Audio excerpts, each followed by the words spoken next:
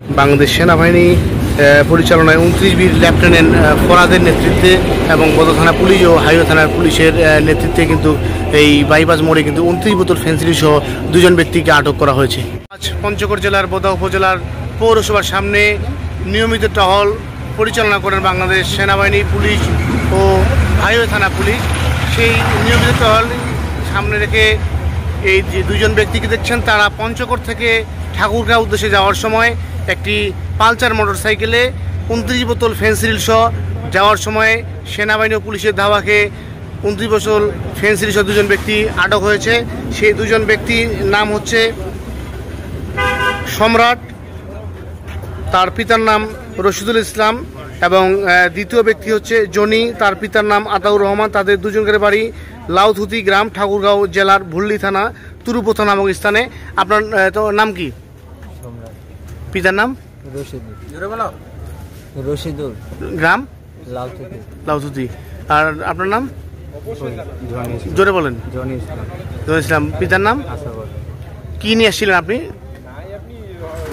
জোরে বলেন। এখান থেকে ওর গাড়িতে উঠছিলাম, পরে ও বললো গাড়িটা চালা, ঠিক আছে। কি ফেন্সিডিল কয় বোতল পাওয়া পাইছে আপনার কাছ থেকে? 29 বোতল। দর্শক, আমরা কথা বললাম যে এই দুজন ব্যক্তি বাংলাদেশ সেনাবাহিনী পুলিশ, যে বোদা থানা পুলিশ এবং হাইওয়ে থানা পুলিশ, যে দুজন ব্যক্তিকে আটক করা হয়েছে তাদের নাম আবারও বলছি। সম্রাট, তার বয়স 19 বছর, তার পিতার নাম রশিদুল ইসলাম, এবং দ্বিতীয় ব্যক্তি জনি মিয়া, তার বয়স 24 বছর, তার পিতার নাম আতাউর উদ্দিন। উভয়ের ঠিকানা লাউথুতি, ঠাকুরগাঁও জেলার কার্তিকতলা, ভুল্লি থানা নামক স্থানে আমরা জানতে পেরেছি। এবং এই যে নিয়মিত যে টহল, সেই টহল কিন্তু বাংলাদেশ সেনাবাহিনী ও পুলিশের কিন্তু দীর্ঘদিন থেকে কিন্তু তারা কিন্তু এই বাইপাস মোড়ে দিয়ে আসে।